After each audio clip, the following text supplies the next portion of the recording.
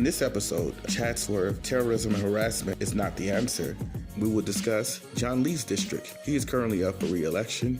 And in this episode, we're going to interview candidate Mark Kline, who is a council member at the moment that's running against John Lee for John Lee's seat. Election day is coming up this Tuesday.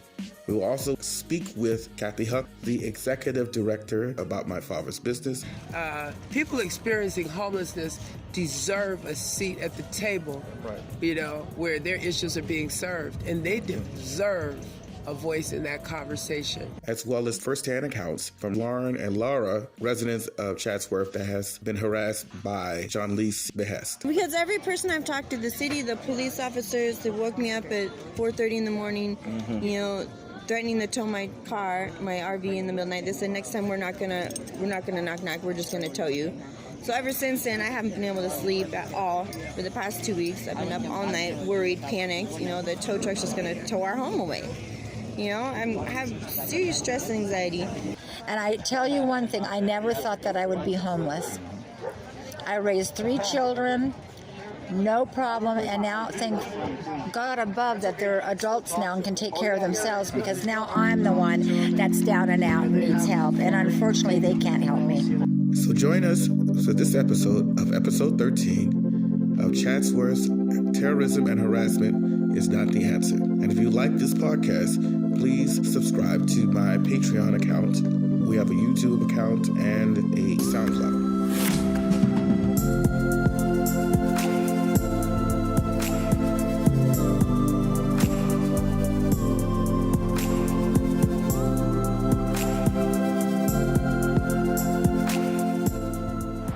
Housed residents face an advantage that unhoused residents don't.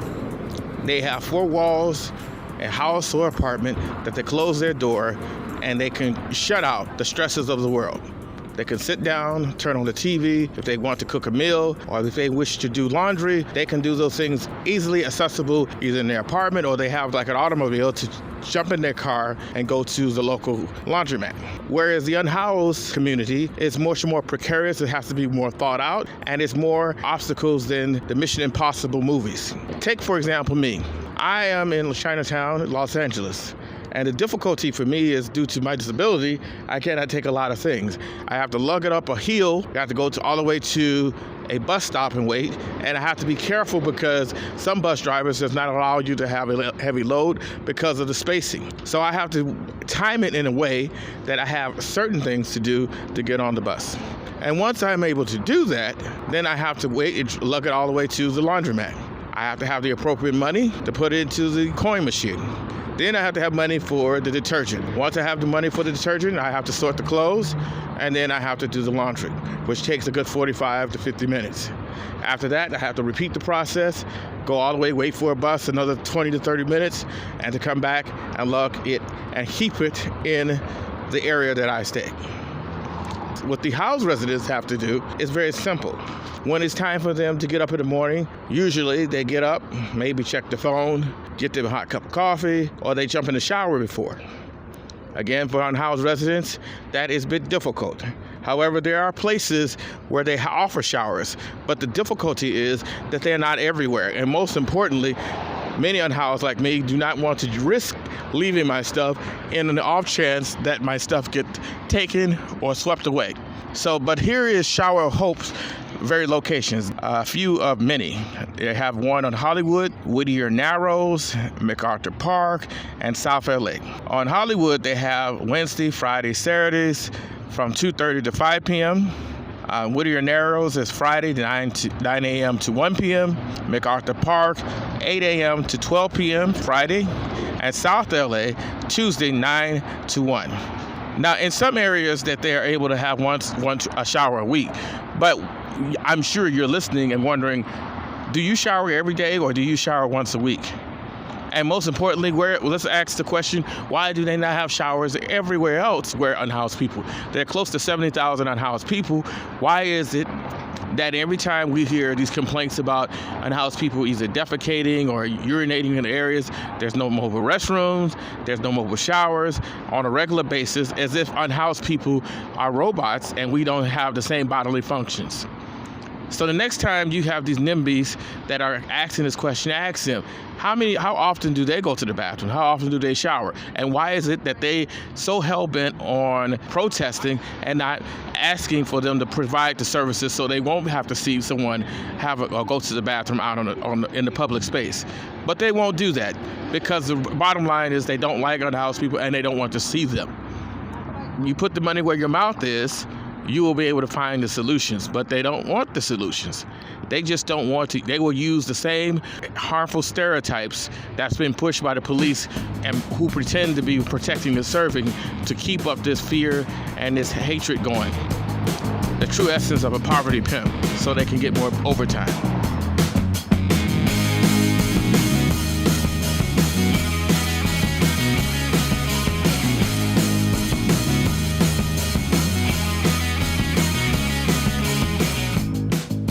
Unhoused news. Los Angeles had 2 deaths in the unhoused community. In the San Fernando Valley, Herman, last name unknown, was beaten badly and succumbed to his injuries yesterday. Keith Williams also perished on the street of Los Angeles. In other news, President Trump will cut temporary assistance for needy families by $21 billion over 10 years. Along with the new restrictions, will be a work requirement, which is already even more rigid and will produce more challenges for families. In particular, a rigid universal engagement that will require all parents, disabled, healthy, and otherwise, will participate in work activities for at least 20 hours. Under universal engagement, all families, including those facing an immediate crisis with a medical or mental health issue, would be at risk of losing their cash assistance if they don't meet the requirements to find a job. There's an article by Jackie Menjivar that stated there are 8 things you need to understand about youth experiencing houselessness. The first, being unhoused doesn't mean living on the streets necessarily. The second is youth experiencing houselessness is often pushed out of their homes for reasons out of their control. Number 3, young people who identify as LGBTQI index, as well as people of color, face houselessness, which deems poverty as one of the factors. Number 4, youth houselessness has impact on the community whether you're aware of it or not. Number 5, transphobia, homophobia, racism, sexism, xenophobia create barriers for people to obtain fair and stable housing. These and other discriminatory actions are a kind of systemic inequality that doesn't cause folks to experience houselessness. It can keep them from escaping a cycle. Number 6, youth dealing with being unhoused are more vulnerable than adults that are unhoused. They suffer the fate due to their youth and age and reticent of explaining their situation from sex and human trafficking and the inability to tap in services because they're not taught this stuff in high school. Number 7, the stigma of unhoused, thanks to the NIMBYs and politicians and the police and the other legal officials, makes unhoused difficult to talk about, compounded by the personal trauma that surrounds being unhoused. Here are the things that we can do as number 8. We could find and require our new local leaders to be experienced or have an unhoused plan that doesn't require NIMBYism, as well as a in-depth educational summary for the educators as well as the students on how to communicate and treat unhoused people. In other news, a disproportionate of unhoused in San Francisco are African American. San Francisco, the Tenderloin, the African American population teeters between 5 and 6%. Incidentally, 37% of the growing houseless population is African American. They went from having places to live to being out there on the streets. In Los Angeles, the toll of African Americans that are here houseless is 37.5%. In Oakland, 70% is unhoused. Whole encampments are dedicated to African Americans and Latinx people. In other news, Johnny Kane claims Walgreens failed to provide Narcan to an overdose customer because it was too expensive.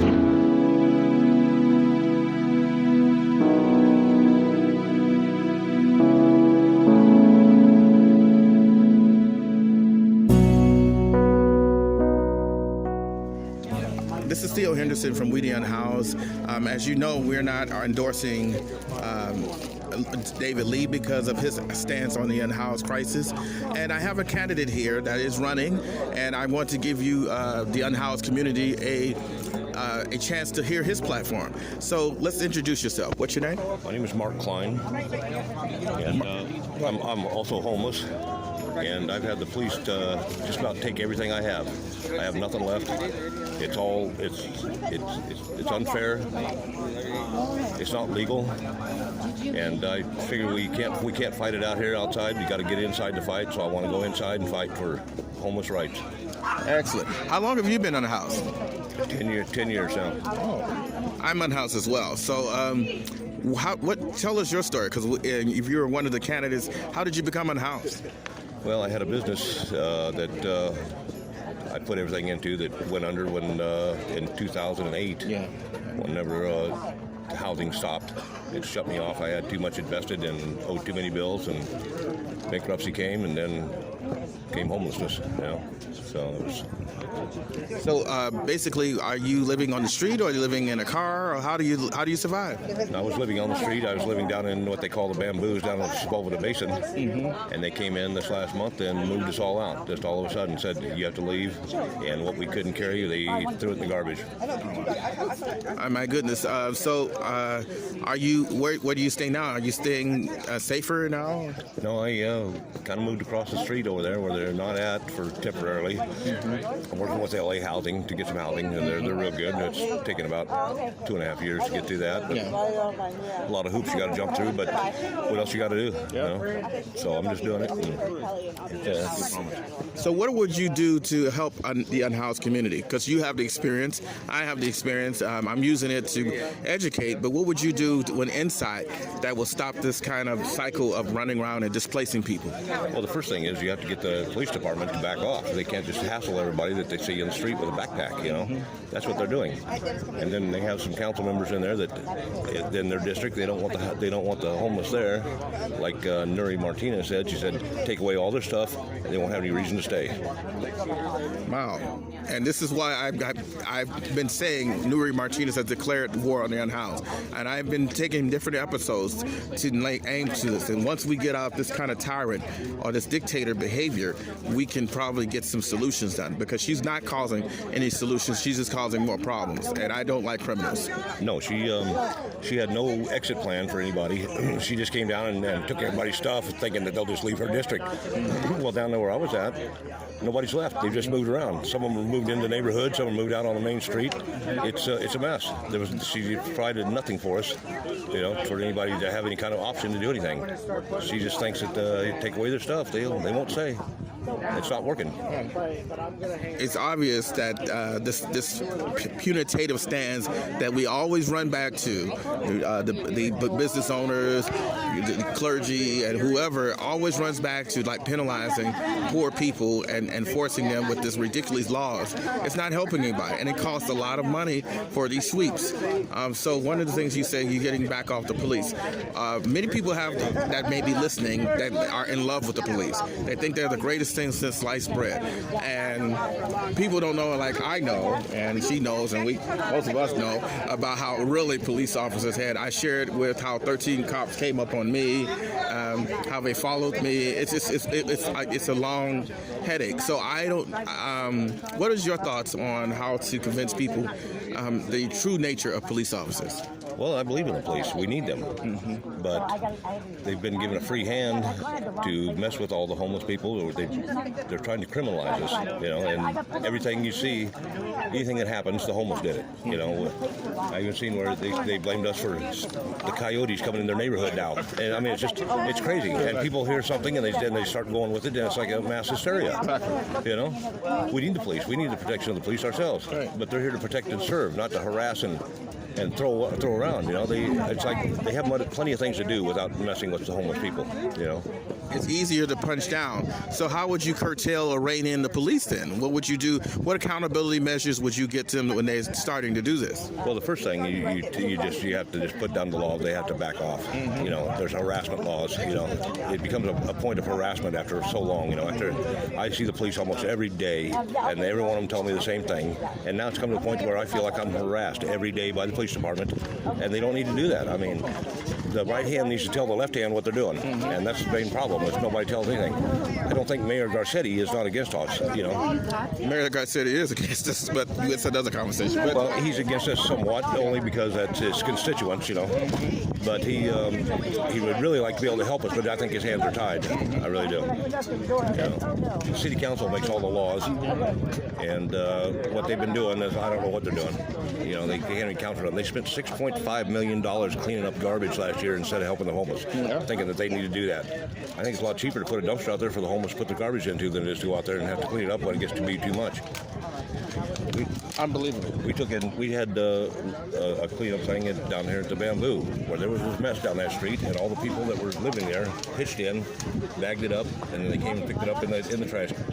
They said they were going to do that regular, but they only did it 1 or 2 times, and then the trash built back up again. We had no place to put our trash except in bags and then set them out. We didn't know what to do. All human beings have trash. It's ridiculous for people to believe that when, unhoused people, if you don't put garbage cans or have regular trash pickup, and then when you have reporters like the Streets of Shame seeing that, they are just only showing a fact but not talking about the nuance and the truth of that. So is there anything else you want to let the listeners know? Well, I want to be a voice for the homeless, well, and for the homeowners too. I know the homeowners don't want all the homeless in their subdivisions, and they don't want to be there either. But they have nowhere else to go, and I want to end that. If we have to designate areas to have camps, then let's do it. I mean, $6.5 million spent on garbage would do a lot. What if, because understandably, for me, I don't want to go to a camp. My community is where I became unhoused, and I live in Chinatown. And I think it's very dangerous because of our history of America with concentration camps and slave boats and things like that. We should be very careful of that because they want to put all the unhoused people, all of us, out into the desert. That's a very problematic thing. So are you okay with that? No, I'm not. No, I'm not. It's not a concentration camp. I'm talking about a camp that has rules. If you want to be in it, you'll have your own area to have what you want to do. And there'll be bathrooms and dumpsters. And if you don't go by the rules, then you can't stay. But it would be a safe place for people to be. Without the police coming in and harassing everybody. And I think we could do that. I mean, there's plenty of places around here where you could lease an area to do that. My question is this: let's say, for example, that if people opt out of that, would you be okay? Would you be okay with the police harassing people that opt out and living in the other neighborhoods? Oh no. The harassment is way out of line. Right. Now, to stop and check someone out, that's one thing, but you don't do it every day and tell them they have to leave. There's laws. The laws are pretty much clear about that, which they've made it all blurred up now to where we're all getting it from one side and then the other. And it's just wrong. They want to criminalize every one of us. If you're homeless, you're a criminal, or you're a drug addict, and that is pissing me off. Or a child predator, yes, that pisses me off. I don't want to be categorized like that. Yeah. I'm just a guy that is homeless. I didn't choose to be here. You could never convince me my whole life that I'd ever be homeless. Yeah. Thank you very much. This is Theo Henderson from We the Unhoused. And again, I hope everyone listens and learns a lot from these interviews that I've been sharing. And may we all again meet in the light of understanding.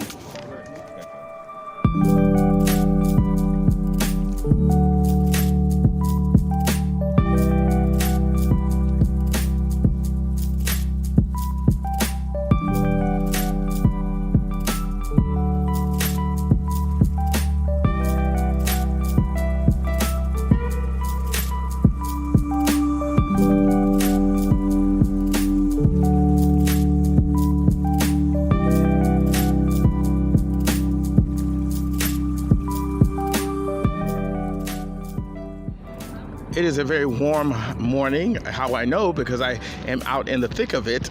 This is a warm Friday morning, and I am excited to interview people that have many of the unhoused issues at heart. And most importantly, it is very difficult because in this campaign race, we don't have a lot of that.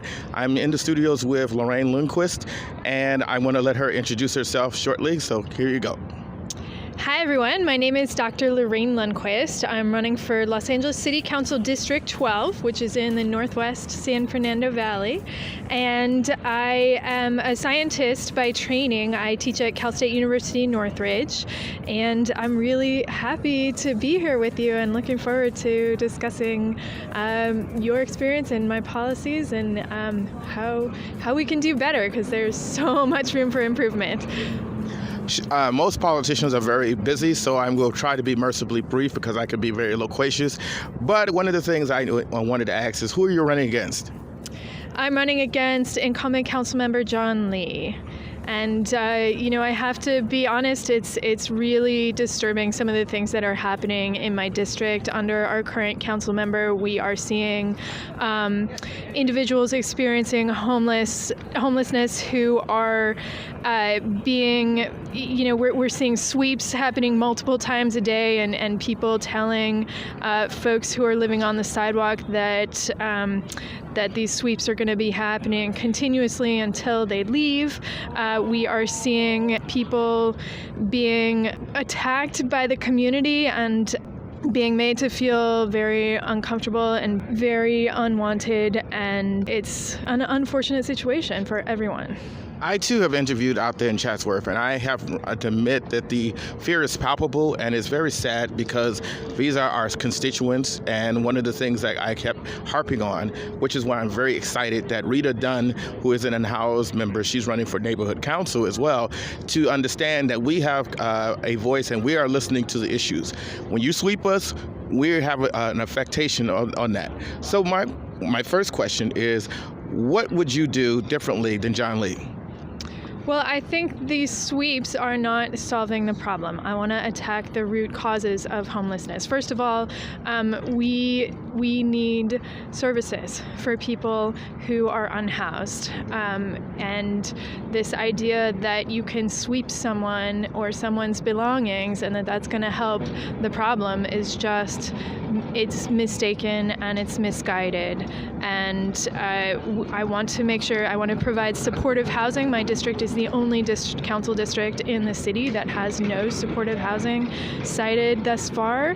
I am eager to make sure that we are coordinating well with the nonprofits that are out there, the various different government agencies, which often don't coordinate well together, to make sure that we are reaching people who are unhoused and solutions that actually work, that you folks have a voice and that you are able to get your needs met. One of the things that when you pointed out about the shelter or supportive housing, I noticed like a few months ago that very well-heeled residents spoke out against it. And they had cited that it would not be near a school because they are afraid that the unhoused will attack school children. What is your thoughts on that?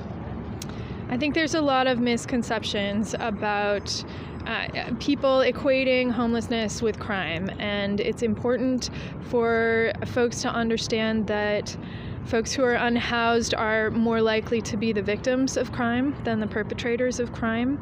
And I think it's also important for us to realize that the people who are unhoused right now are in our communities. They are already here.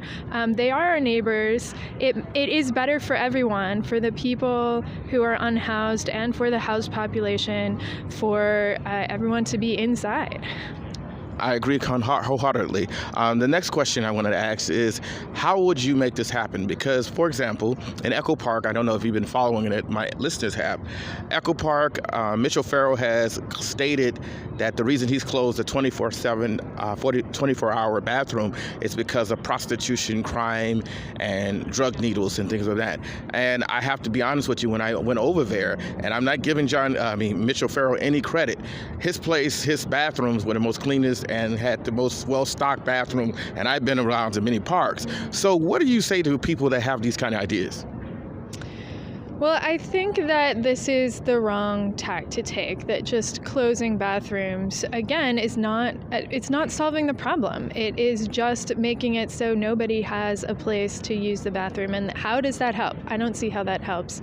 It's happened in my district as well. Actually, the train station in Chatsworth, the bathrooms are locked. So, anybody using the train now really has no place to use the restroom. And so I think that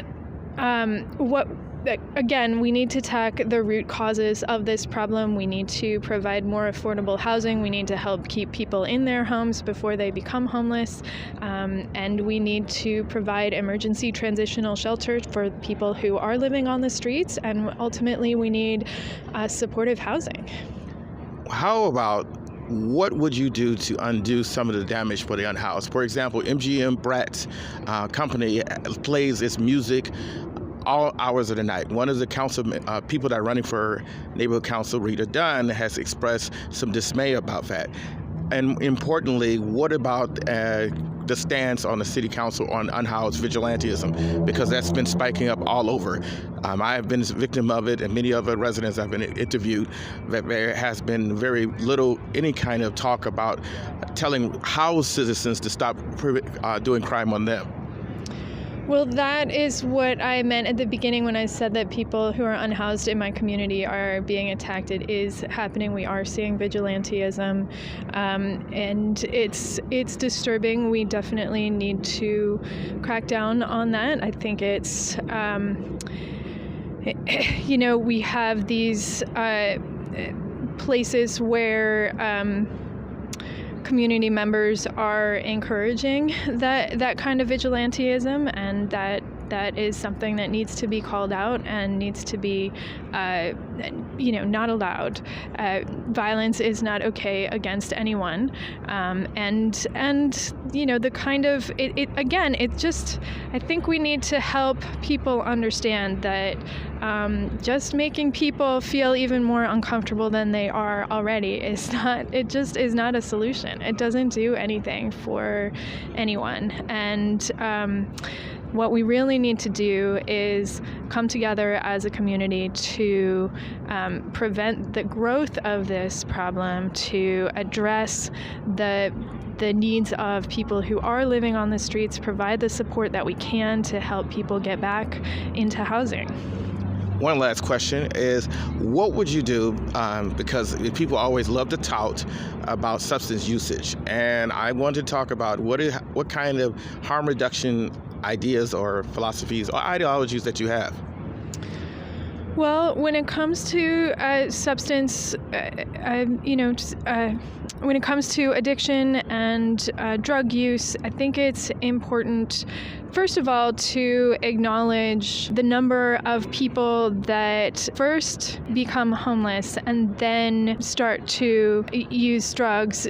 Because, it's really, I know you know this, I'm sure you can speak to this much better than I can, but I think that it's very difficult to sleep out on the sidewalk in the cold or the wet or the heat, and it is natural for people to want to numb the pain, to try to get through that. And so this is why the Housing First model has proven so successful.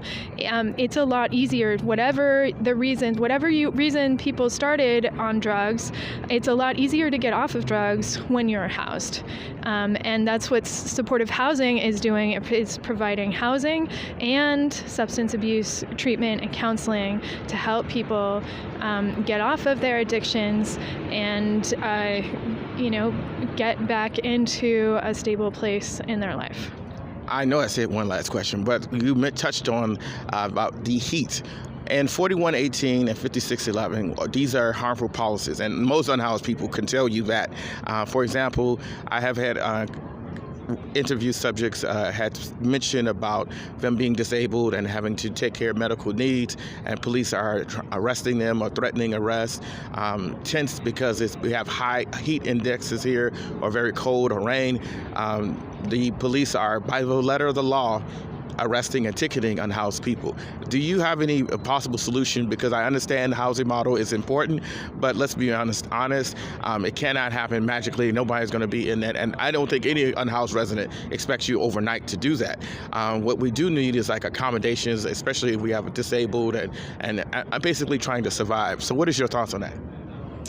Well, I understand that it is not, I think it's absolutely critical that we are behaving appropriately. The courts have ruled that we cannot arrest people for sleeping on the sidewalk when there is no place else to go. And that's the situation that we're in right now. We have over 10,000 people who are on waiting lists for housing, and we don't have enough places for people to go. And it's just unreasonable to criminalize being without a house, and that's just, it's not tenable. And again, it is actually more expensive also for the taxpayers. Housing people in jail is the most expensive option that there is, and it's not a good use of funds. I totally agree, and this is why I look askance when police officers are touting the reason for the unhoused crisis as Proposition 14 being dismantled. And I thank you all for listening, and thank you, Dr. Lundquist, for your time. This is Theo Henderson from We the Unhoused. May we all again meet in the light of understanding.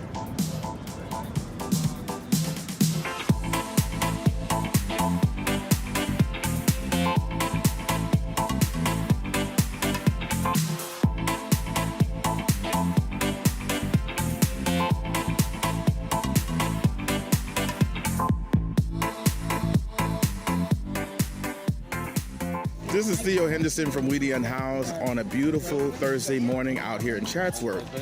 What we're here at is a Connect Day where there is a lot of the unhoused community has come to get some services that are available. It's also interesting to note that this is election time, and based on, from one of our other guests, track record of the unhoused, that I guess he's trying to shore up the unhoused constituency vote. So in the studios, we have Lauren, and she's going to give us a little bit about her story. So I'll let her take it away. Hello, Lauren. Hi, how are you? So tell me, what's your story? How did you get to this point? Basically, my husband and me and son were renting a house, and it got torn down by the owner, and we were granted relocation assistance because he was trying to illegally evict us. So basically, we're still going through a whole court battle issue with that. It's going to take a long time, but the end seems promising. But in the meantime, we were left with no place to go and a paycheck. So we basically had short notice, and we couldn't find anywhere to live. No one would rent to us because my husband is self-employed, and he's also disabled, and he's also undocumented, so he's not eligible for any benefits. So he physically cannot work, but we used to own a dump truck, and he would just rent it out, and we made a little side cash from that, but not much. So we didn't really have any way of proof of income. So no one would rent to us because of that. And then I also even offered to pay like a full year's rent up front, and they wouldn't even accept that because I had the relocation assistance of $20,000, and they wouldn't even take that. So we really left with nowhere else to go. We have no family here, no friends, and just no resources. So where are you living at? Where are you sleeping at? We bought a motorhome. We bought an RV. It's a nice RV. I mean, it's not super nice, but it's not old and crappy either, but it's in between. We try to make it as much as a home as possible. And so... Have you ran into any police harassment about this? Tell us about that. Oh, yes, all the time. Well, I mean, we're new to this, completely new to this. We have never been in this situation before. We don't know how to do anything in this regard. all the time we get woken up in the middle of the night, you know. LAPD knocking on the door, you need to move, blah, blah, blah. The parking enforcement comes all the time. We've gotten like 8 tickets within the past 2 weeks. The care team and the street that we were parking on, they came 5 days in a row for no reason, because I mean we literally have no trash outside, nothing. I mean we keep our area as much clean as possible. We have a sanitation company we pay for that comes once a week to empty our tanks and fill our water, and they were just sitting around doing nothing. We made video of it. They cleaned the streets but didn't even clean the streets. It was quite hilarious because they just sprayed something on the sidewalk and that was it. And I was like, what? The street's still dirty. You haven't even done anything. What is all this commotion about? My question is, you told me or shared me a story about they were threatening to break up your family. Can you tell the listeners of what happened? Parking enforcement came one night, and within the past 2-3 weeks, we've just been harassed every day. Every day the police have come, or parking enforcement, or the city's come, the transportation. Every day is something new. But in the middle of the night, we're woken up once again. It was the parking enforcement. I was like, hey, you know, please don't give me a ticket. You know, what's up? Tell me a place to park, because there's nowhere to park. And I said, look, I have a sick husband. My husband has congestive heart failure. He's 40 years old, you know. 2 years ago, they gave him a year to live. So he's living on borrowed time. And I said, I have a sick husband and a 3-year-old child at home. And he's like, oh, well, you know, you're not supposed to have a kid in an RV. That's illegal. You know, don't tell me that, because, you know, we're supposed to report that right away.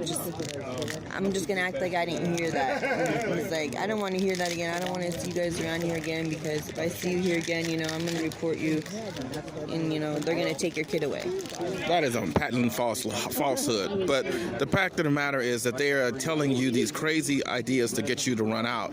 It's deplorable. So one of the things that people have this image of police officers is to serve and protect, and that they're so nice and things of that nature.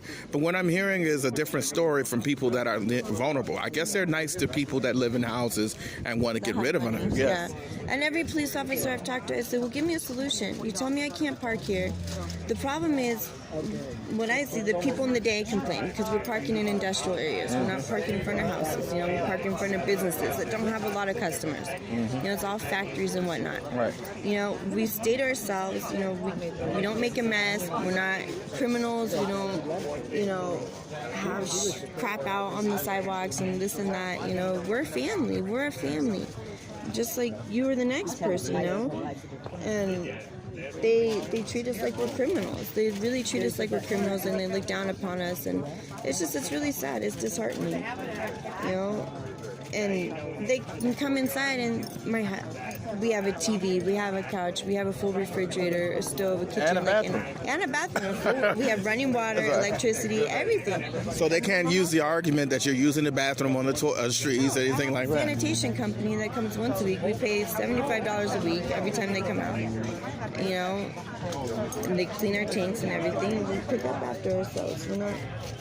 We're in this situation by choice. We're just doing the best that we can. But no one seemed to giving us a solution. They only want to tell us what we're doing wrong. But the problem is we're parking the day, bothering these company owners, whatever. But the problem is they're harassing us at night. Why? No one's here in the night. What's the problem? It's so ridiculous. It makes no sense to us. We're sleeping, you know. Why are you waking us up telling us to park? There's nothing here. Nothing going on. No one's here. It's just so ass backwards. This is the humanity that when I hear people always have these conversations, and I've gone to city council meetings, and most often than not, I can guarantee you, the majority of the city council officers, along with police officers, because they're part of the problem, they're going to these meetings with business people and painting you and everybody else, the every 70,000 unhoused people, as criminals. And council people hear these stories and go and do the most punitive things. They are not looking at the nuance of being unhoused. Like your situation is common to a lot of the guests that I've interviewed. So if today I had the financial resources, or today someone else had the financial resources, and we came up to you and we wanted to ask you, what is the best way for us to help you? Tell us how to help you. It's not necessarily affordable housing, but accessible housing. A big table for any kind of animal. I would say for us in our situation, because we had the money, but no one would rent to us. It was just impossible. It was so impossible to find a place to rent. I mean, Why? Because it was expensive or what? No, it's just the regulations, the requirements for renting a place is just ridiculous. Huh? Yeah, I mean, I have to have so many, like a whole page of things, you know, that just were so unnecessary. I had the money. What? I can't pay you my rent in advance? Why won't you take a full year's rent in advance? So the issue is not about you not being able to pay the rent. It's now for us to be able to help you is to get rid of some of the hurdles, the roadblocks. Yes, definitely. That's fair enough. I wanted to ask you, because this is a voting cycle right now, from the president, from John Lee, because this is John Lee's district. And when the police are called out, people, for the listeners that don't know, a lot of times the police are called out because of the council members. It's not necessarily. So would you give John Lee another vote to do this to you again? No way. Because every person I've talked to, the city, the police officers, they woke me up at 4:30 in the morning, you know, threatening to tow my car, my RV in the middle of the night. They said, next time we're not gonna knock, we're just gonna tow you. So ever since then, I haven't been able to sleep at all for the past 2 weeks. I've been up all night, worried, panicked. You know, the tow truck's just gonna tow our home away. You know, I have serious stress and anxiety. But they have all told me, the city told me when they come and clean the streets that were so filthy, that the councilman sent them, that they went to work and this is what was on their desk from the councilman. And they're the ones that sent them out. Every single one of them told that. The police told me that there was a special task force set in place by the councilman. So this is what I want you to know, the listeners, that when they fly and say they don't do this, this is what they do, and they hide this because they want to pretend that they are really concerned about the unhoused. And just having a one service connect day is not the palliative for the wound that you caused. Is there anything else you want to let the audience know? Just to give us a solution, give us an answer that's reasonable. I mean, the police, when I asked them, I said, where can I go? No one has been giving me an answer where I can go, where I can park. Would you go to the desert? No. Well, that's one of the solutions. Where my husband's job is, where my son's school, you know, this is our home. But this is one of the solutions that they're offering. Would you go to a concentration camp? That's insane. No. So those are the solutions that President Trump, Eric Garcetti, and they are drumming up to try to do. Why? I pay my taxes just like everyone else. I work. My husband has a business. You know, we pay our taxes. Their quote, and I quote, that they feel that we are a problem, and we are all criminals, all 75,000 of us, and we need to go somewhere away from them. Parking on the street like everyone else, just because I have a bigger vehicle than you? That's the only thing I'm doing. Really. That's it. It's just insane. It's so ridiculous. So there you have it. Very stressful. Yeah. Very stressful, especially for my husband too, because he has congestive heart failure. You know, he can't deal with the stress. You know, my poor son is like, he's suffering as well. You know, this is not easy for us. It's not easy for us, and you're supposed to help us. You know, we're not criminals. We're not criminals at all. We're family. How does your son is not school age yet, is he? No, he's 3. Okay. But he goes to preschool 2 times a week. Does he have any challenges? Do they know of his living situation? No. Okay. No, I'm embarrassed. You know, I don't want people to know what we're doing. It's not something I'm proud of. You know, and I'm scared. I mean, I'm scared. Would it be possible, because I noticed another family that I've interviewed, and they watch every morning the principal that opens the school and knows that they're in the car. Is it possible those same people that are against you guys being there, that they may have children of their own? Yes, definitely, 100%. So is it possible that they may be passing on that same rhetoric to their children? Yeah, of course, yeah. So here's the damage that's caused. I would use the example of racism. Racism is taught, and just like the anti-unhoused sentiment is taught. When you're going out here yelling this stuff that they're all drug addicts and things like that, you're passing that on to your children, and your children in turn are passing this on to maybe a classmate that may be unhoused. That's something you need to think on. This is Theo Henderson from We the Unhoused, and I thank you all for listening, and may we again meet in the light of understanding.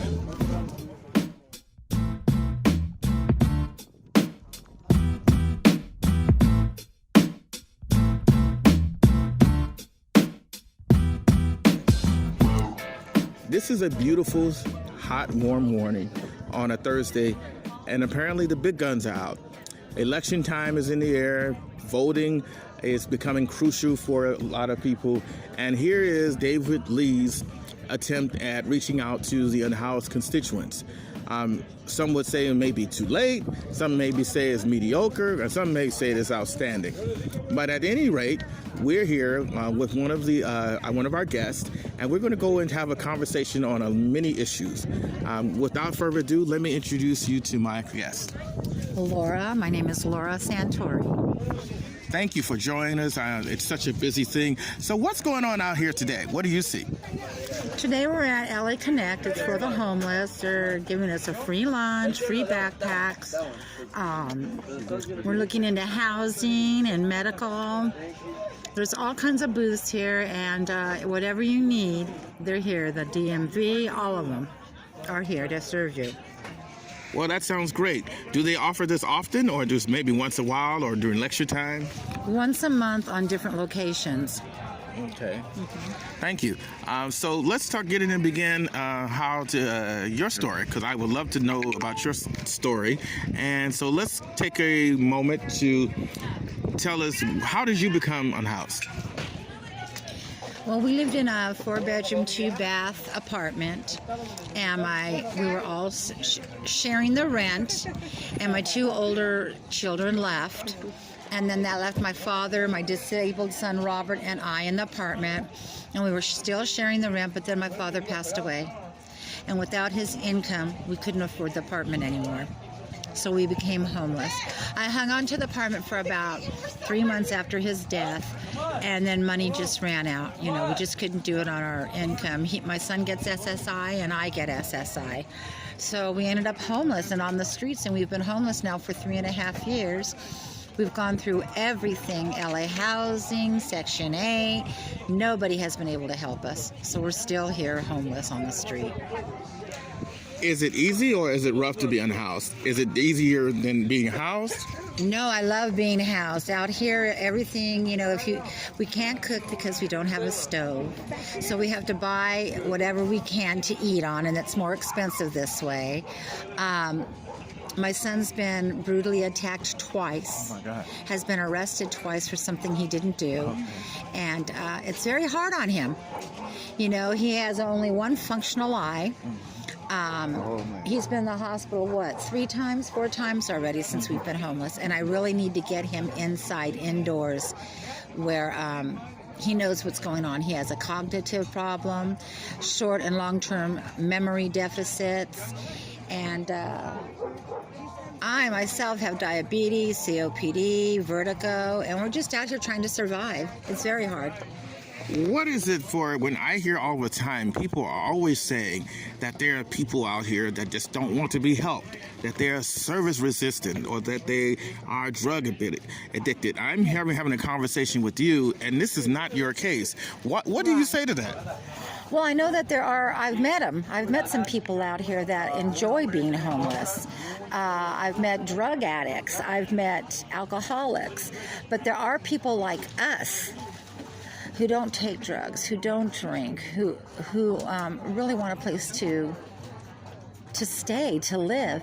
But unfortunately, society has grouped us all in the same category. You know, and people look at us, they look down at us, actually. We've met a few wonderful people that have, given us free food and stuff, but there are a lot of harsh and cruel people out here. Very, very cruel. Yeah, right. So the devil's at work. Indeed. I could travel, give you some stories of myself. So I travel with you and telling you. And as you know, my listeners know, I'm unhoused, and I've shared some of the horror stories that I have.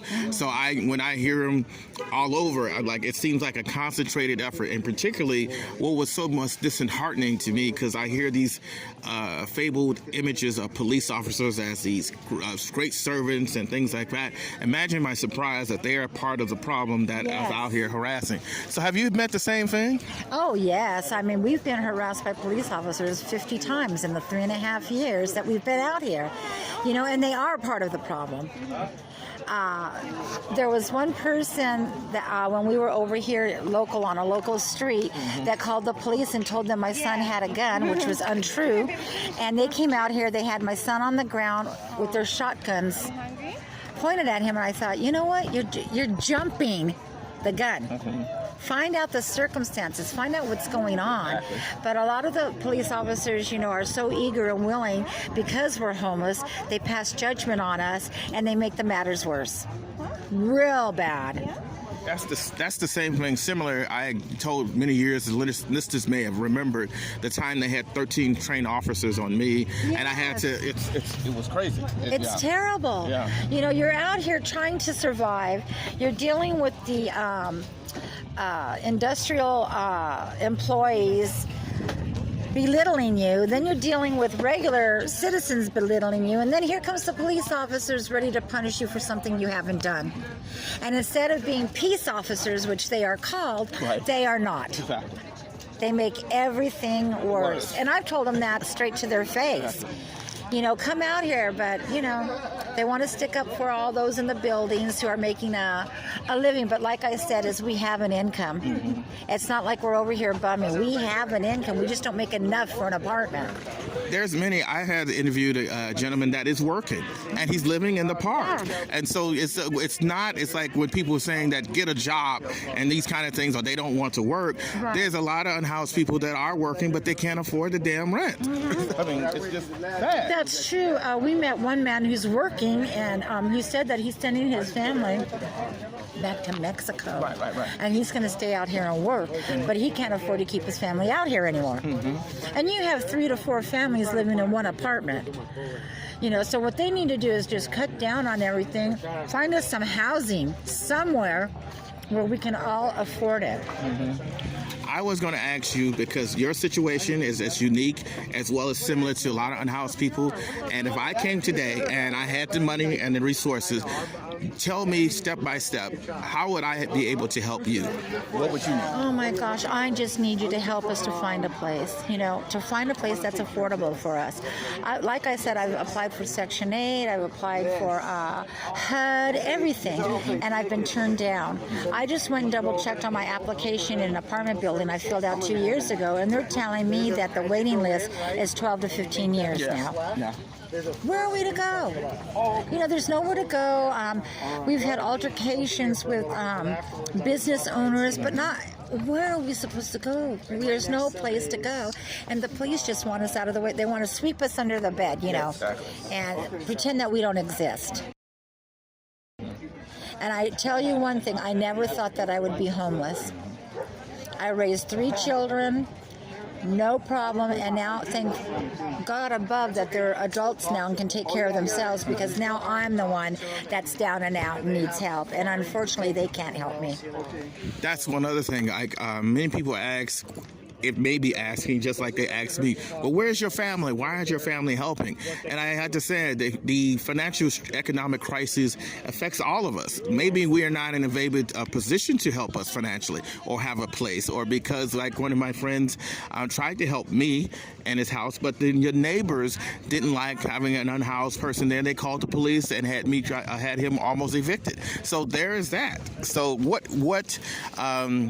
your family is unable to help you due to the same situation like that. Yes, you know, and my son, he just graduated college and is now working for himself, but he can't help us. He's in no position to help us. My daughter lives out of state. She's trying to get on her feet. And all my relatives, unfortunately, because I'm so old and they're so old, they've passed away. I don't have family anymore. I don't have it. If they were alive today, of course they would help me, but they're not. So there's nothing we can do. Nothing.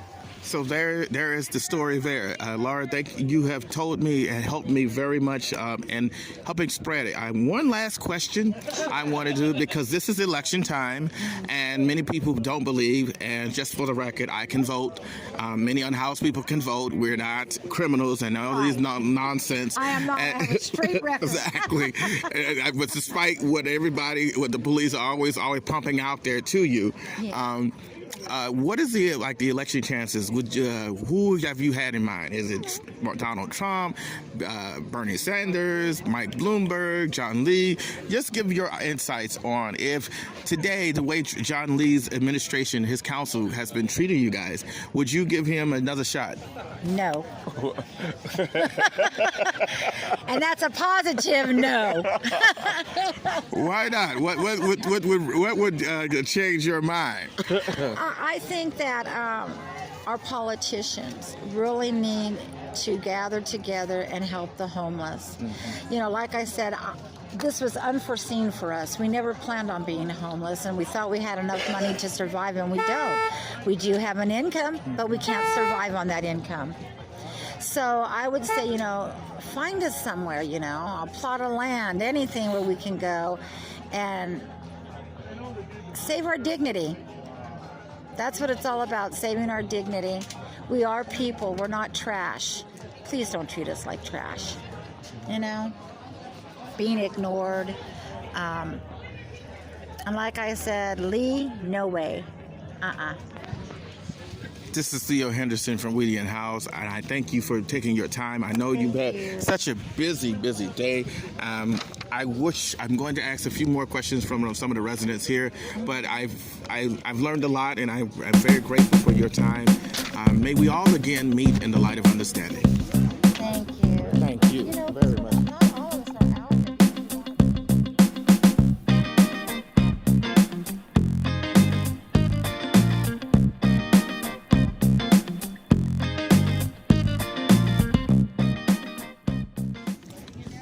This is the afternoon of a warm, pleasant Thursday. I'm in these studios with another person that I have been meaning to introduce you to, but as fortuitous happenstance as it is, I'm in Chatsworth, and I've had such an excellent experience out here that I want to introduce you to one of the major driving forces that she was featured on the Daily News, Spectrum News as well, about my father's business, about the voters registration for unhoused people.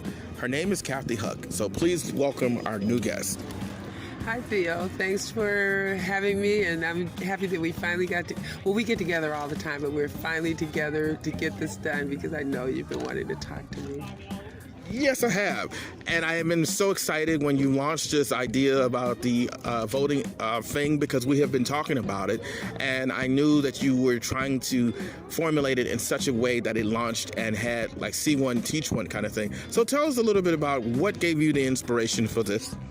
Well, I wanted to figure out a way to get the unhoused community organized in Southern California, something akin to the Poor People's Army, where the people get to make their own demands, and they get to run this organization, and not the powers that be, or they don't have to be the children in the room. It's their story, it's their organization, but that takes a long time.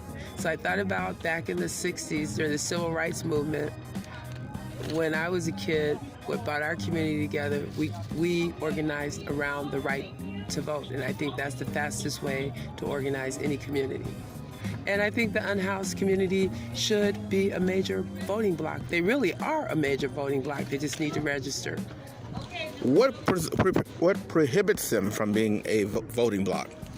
Well, I think a lot of people in the unhoused community are not aware of how things change. And I think that's where the advocates come in. It's our job to let them know that they can use a street and a cross street. It's our job to let them know that they can use the last four of their Social Security, because in the past, without an ID, you couldn't vote.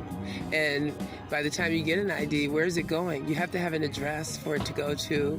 So a lot of things have changed, and I think that, plus a lot of people are so busy trying to figure out just how to live from day to day.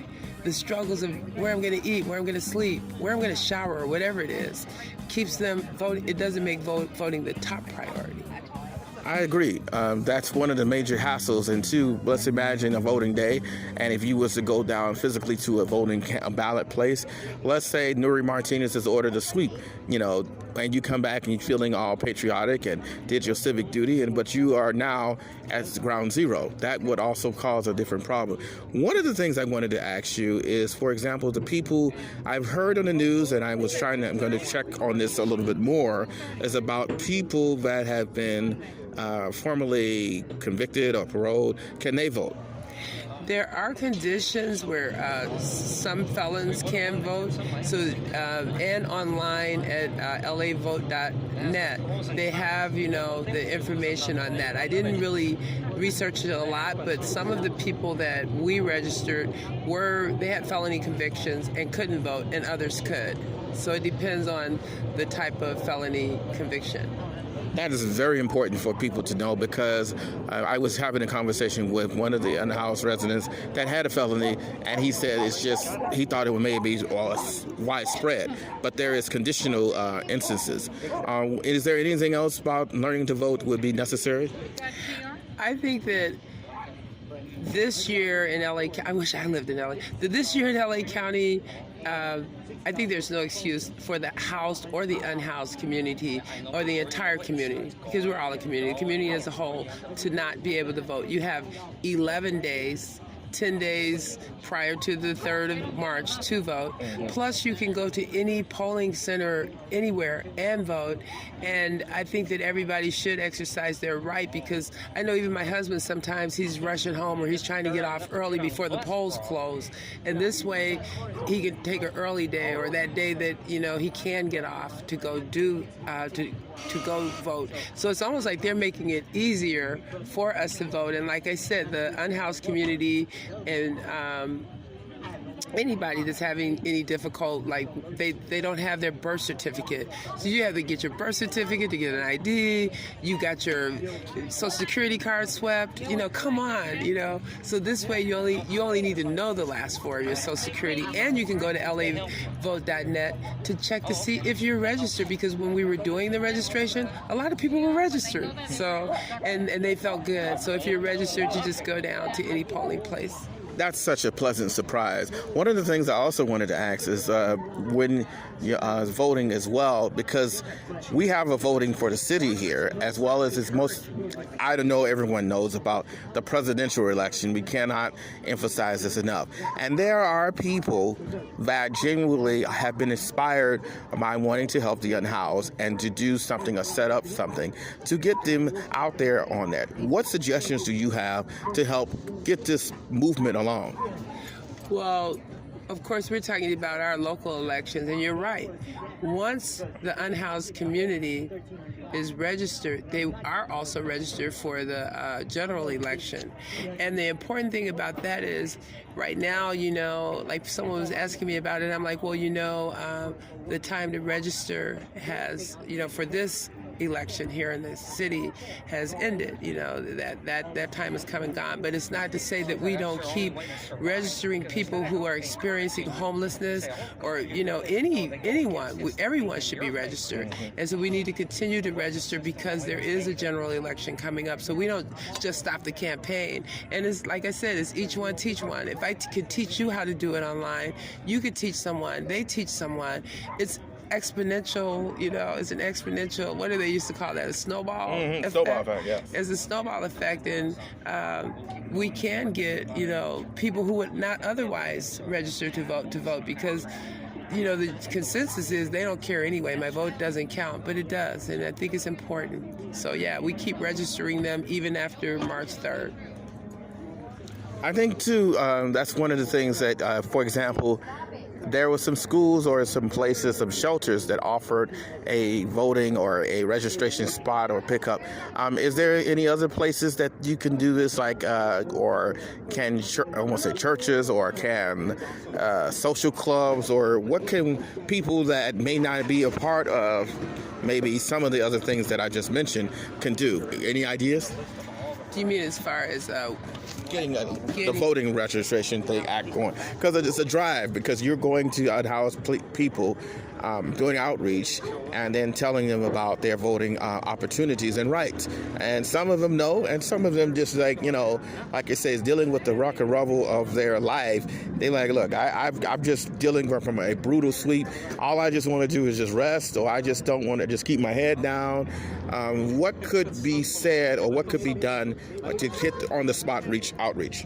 Well, I think that I know that my friend Bill Freeman had a voter registration program, or an event at his church in the all-purpose room, I believe, and people were able to come in. You get a meal, So I think we give incentives. I think it would have been cool to do a Super Bowl party, and but I think that. What is the second? Just 1 second. Back. Yeah, I'm done. Come here. Sorry. Thank you. But I think that, you could have all kinds of events, community events. And, even today for the Connect Day, we were trying to get a mock machine so that we could teach people how to use the machine. So you could, and then we would register them. But of course the machine didn't come, so we weren't able to do that. But you could do that at your church. You could do it, at any venue.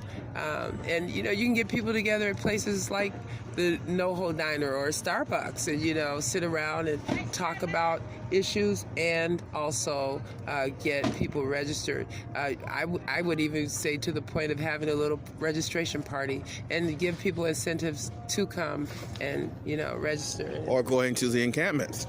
How about that? Well, that's my thing. Okay, so that's where you go. We went to the encampments, and it was really a lot of fun.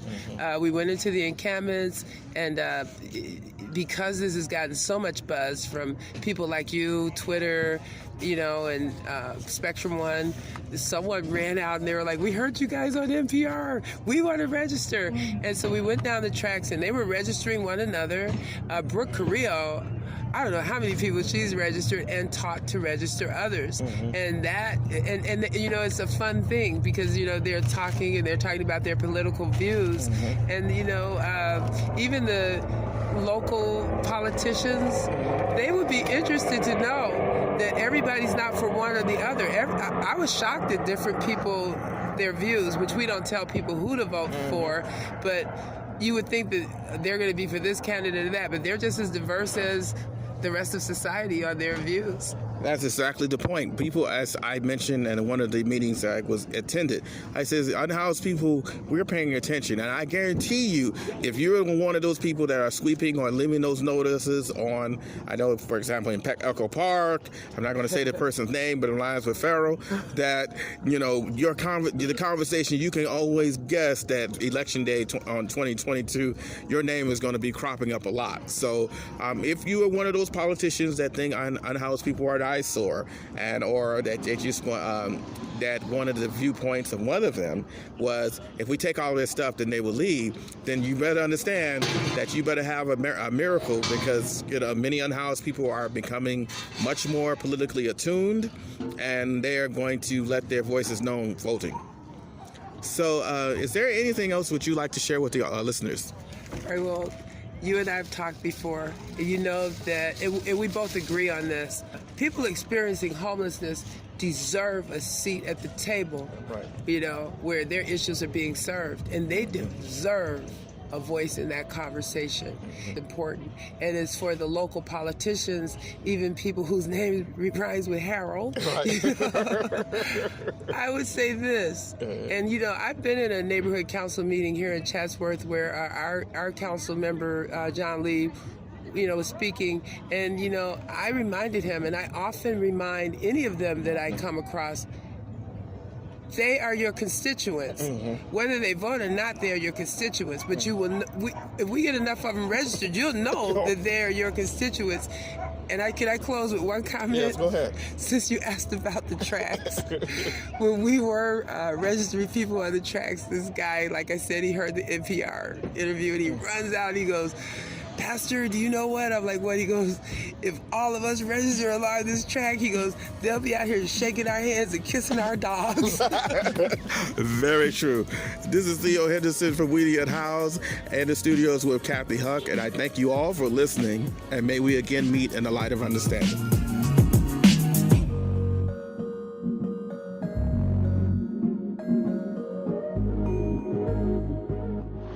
This week's episode shows what's really going on in Josley's district. Backed by a hateful community like President Trump, his unhoused constituents are subject to vigilantism, police harassment, and constant stress. We can tell about our country's character with how we treat our vulnerable. And remember, conditional compassion is anti-unhoused sentiment disguised. You can feel that you want you feel the unhoused, but don't want them in your neighborhood. You think you're being compassionate, but that's just anti-unhoused sentiment. That is not truly helping the unhoused, but is assuaging your guilt and disdain for them. If you are opposed to unhoused people housing by a school because unhoused people are criminals, then that is an evil punching bag that are the unhoused. And social service providers crafting restrictive rules in places for unhoused people is trauma-inducing. Neither parties are helping the unhoused. You're trying to do a deal with the devil. Both sides are. And in the end, the unhoused lose. What we need to do is have a true education about what unhoused issues are. We need to have an honest discussion about substance usage. We need to have an honest discussion about trauma-induced care. And we need to stop allowing the police to pit each other against each other. We need to get them out of the conversation completely because, believe it or not, they are the ones that keep pushing this with housed residents to cause these kind of problems. Recently, the police were complaining and whining about Proposition 47 as the reason why that there's so much substance usage. Criminalization is not the answer. Enforcement is not the answer. It's time for poverty's pimps like them to realize that they are not a part of the solution. They have been creating the problem. This is Theo Henderson from Weedy Unhoused, and may we all again meet in the light of understanding.